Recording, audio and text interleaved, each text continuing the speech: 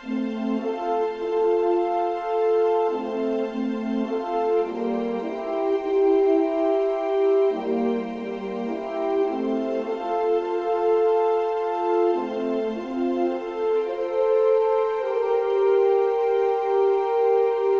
guys, this is Chandrima. This is Somyo, Welcome and welcome back back to to our our another another vlog. vlog.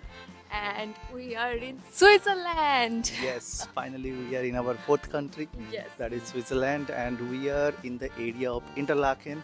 So actually from Interlaken all the adventure begins. So first we'll head to the center of Interlaken where many Bollywood movies were shot, and then we'll head to Grindelwald. From there Grindelwald Fiest, and then Lauterbrunnen. So basically we'll cover this whole Jungfrau region. So let's see how much we can cover. And we have begun the day with a little bit of drizzle, as you can see at the background. Yes. And yeah, we are up for the day and looking forward. And what else I say? It's Switzerland. So, so this is my third time, and this is first time with my wife. So this is more special. Oh, এটা বলতে হয় বলে বলছে। No, really, because every time I came here, there's no one to click my picture. I have to ask a random guy to click pictures. So this time I have an official photographer. আর আমি এখন কত patiently করছি বলো। অনেক অনেক patience আছে। So হ্যাঁ, খুব এক্সাইটেড আছি।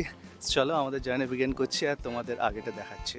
ওয়েদার কিন্তু বেশ ঠান্ডা, মানে 9 ডিগ্রি হাইয়েস্ট আজকে, 3 ডিগ্রি লোয়েস্ট। তো তার মধ্যে আমরা অ্যাডভেঞ্চার করতে বেরিয়ে পড়েছি। একটু মানে cloudy weather, but still it's Switzerland.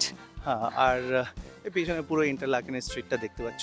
তবে এখানে একটা জিনিস আমরা বলে দিই, এখানে আসলে তোমরা প্রচুর ইন্ডিয়ান রেস্টুরেন্ট পাবে, ভরে ভরে অলি গলিতে ইন্ডিয়ান রেস্টুরেন্ট পাবে। তো খাওয়া দাওয়া নিয়ে চাপ নেই। আর আচ্ছা ঠিক আছে, বাকিটা তোমাদের আমরা আগে জানাচ্ছি।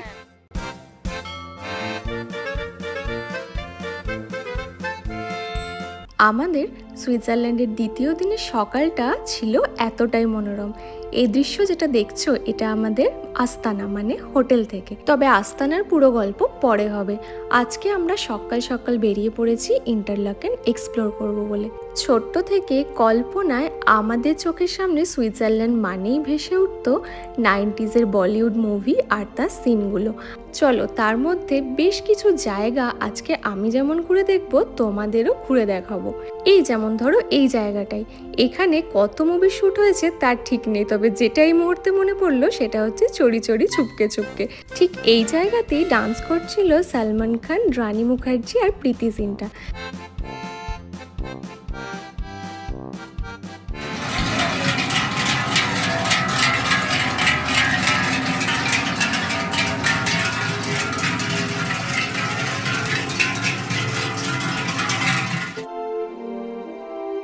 এখন আমি দাঁড়িয়ে আছি একটা আইকনিক জায়গা সুইজারল্যান্ডে ইন্ডিয়ানদের জন্য, কারণ এখানে ডিডিএলজি তোমরা জানো ফেমাস মুভি এখানে শ্যুট হয়েছে এবং এর জন্য সুইজারল্যান্ড ফেমাস।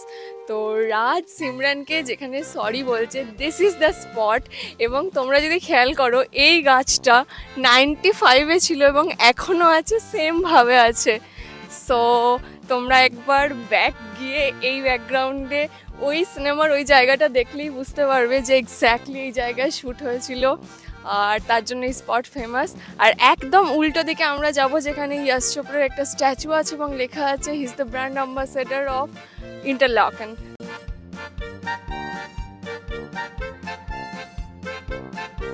এই যে জায়গাটা দেখছো, একটু আগে তোমরা অপোজিটটা দেখলে, এখন যেটা দেখছো এখানে বাস্তব মুভি শ্যুট হয়েছে সঞ্জয় দত্ত আর নম্রতা শিরোডকারের। তো সুইজারল্যান্ড ইজিক্যাল টু বলিউড, এটা ছাড়া কিছুই নয়। আর সামনে কিন্তু এটা হচ্ছে সেই আইকনিক স্ট্যাচু ইয়াশ চোপড়া, মানে আমাদের যশ কাকুর স্ট্যাচু, তা আবার সুইজারল্যান্ডে। আর নিচে লেখাই আছে অ্যাম্বাসেডর অফ ইন্টারলাকেন। অ্যান্ড এটা 2011-এ তৈরি করা হয়েছে স্ট্যাচুটা, এবং আনফর্চুনেটলি তার 1 বছর পরেই উনি পাস্ট আউট হয়েছেন। তবে উনি এটা দেখে গেছেন যে সুইজারল্যান্ডে ওনার এত বড় একটা অ্যাচিভমেন্ট হয়েছে। আর এটা আমাদের ইন্ডিয়ানদের কাছে একটা ইমোশন, তাই প্রত্যেকজন এখানে ধরে ধরে এসে ছবি তুলছে এবং রিলস বানাচ্ছে। একদমই শাহরুখ খানের যে পুরনো মিউজিক শুনে আমরা বড় হয়েছি, প্রত্যেকটা মিউজিকের সাথে দাঁড়িয়ে দাঁড়িয়ে এখানে রিলস বানাচ্ছে। তোমরা পিছনে দেখতেই পাবে ইন্ডিয়ানদের ভিড়টা। সো এটা তো আরেকটা আইকনিক প্লেস ছিল যেটা ভিজিট না করলে নয়। এনিওয়ে এখন আমরা we are getting late, so অন্য জায়গাগুলো ভিজিট করি। কাম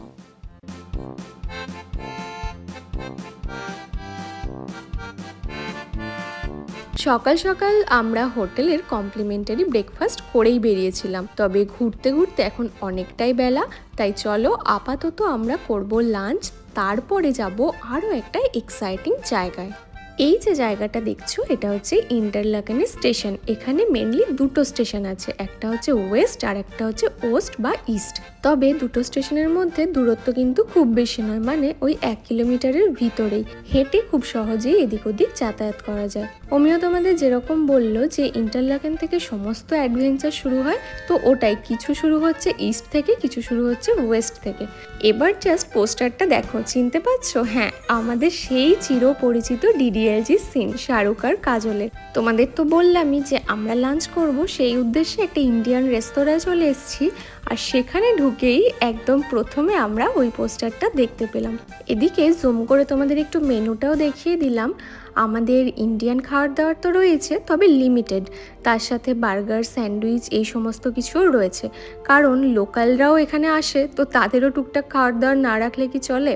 আর এদিকে আমাদেরও খাবার চলে এসছে। আমরা নিয়ে নিয়েছিলাম এই থালিটা, যার মধ্যে রাইসের সাথে একটা ডাল আর একটা চিকেন কারি ছিল। ওদিকে দেখো অন্যান্য ইন্ডিয়ানরাও কিন্তু এখানে ভালোই খেতে আসে। আর এই খাবারটার দাম নিয়েছিল 20 CHF, মানে ইন্ডিয়ান কারেন্সিতে ধরো ওই 2000 টাকা মতো।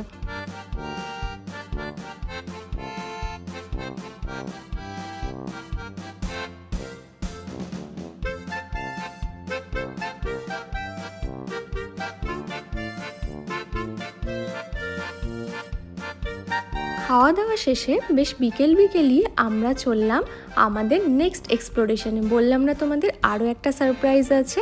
তো এখন আমরা যাচ্ছি top of Interlaken, that is হাডারকুলম।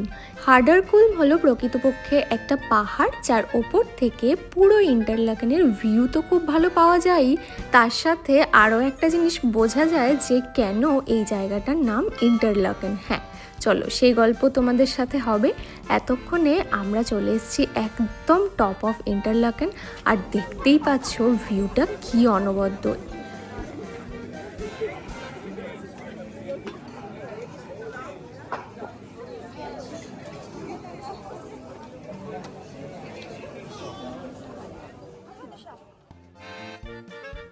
পৃথিবীর সমস্ত ফেমাস জায়গাগুলোর মতো এখানেও এই যে জায়গাটা দেখতে পাচ্ছ এত ভিড় ঠিক করছে, ওই একই কারণ, মানে ছবি তোলার জন্য।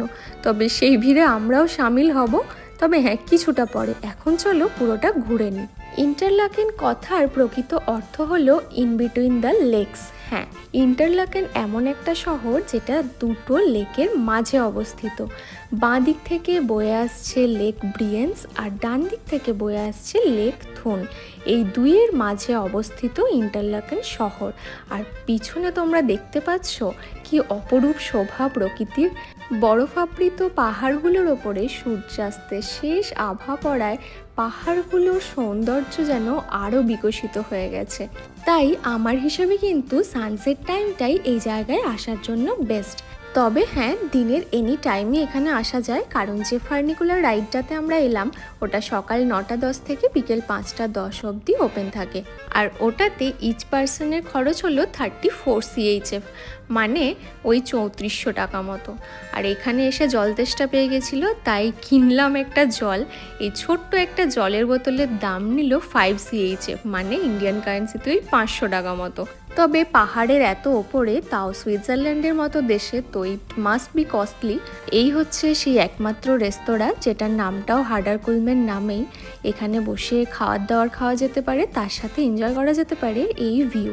তো এতক্ষণ তো আমরা সবই এনজয় করলাম, এখন আমরা নিচের দিকে ফিরবো, কারণ আবার ফার্নিকুলার নিয়ে পুরোই নিচে নামবো।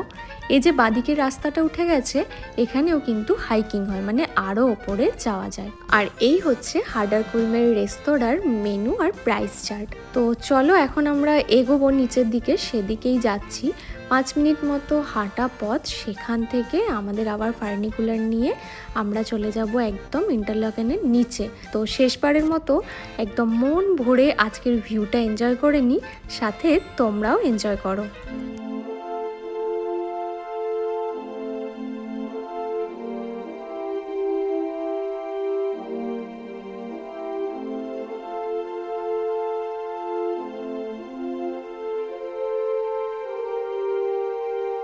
হার্ডারকুল থেকে নিচে নেমে আসার পরে সন্ধে সন্ধে আমরা ঢুকে পড়লাম একটা সুইস সুভিনিয়ার শপে। যে কোনো ট্রিপেরই এটা তো আমার কাছে একটা ফুয়েলের মতো, মানে শপিং তো করতেই হয়। তাছাড়া সুইজারল্যান্ডে কিছু সুভিনিয়ার বাড়িতে নিয়ে যাব না তা কি হয়? ফেমাস সুভিনিয়ার সুইজারল্যান্ড থেকে নিয়ে যাবেন। ব্ল্যাকটা প্রচণ্ড সুন্দর। ব্ল্যাকটা কত দাম আছে? ব্ল্যাকটার দাম অত বড়টা ভালো লাগছে না, ওই সাইজটা সুন্দর।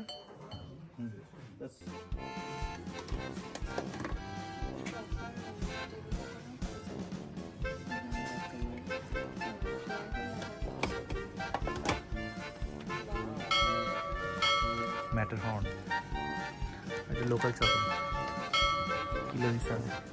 শপিং শেষে আমরা করে নেব ডিনার, কারণ ইউরোপ মানে সন্ধ্যে 7টা সাড়ে 7টায় তো মাঝরাত। তাই আজকের ব্লগটা এখানেই এন্ড করলাম। জানিও ব্লগটা কীরকম লাগলো, ভালো লাগলে লাইক কমেন্ট শেয়ার সাবস্ক্রাইব করে দিও।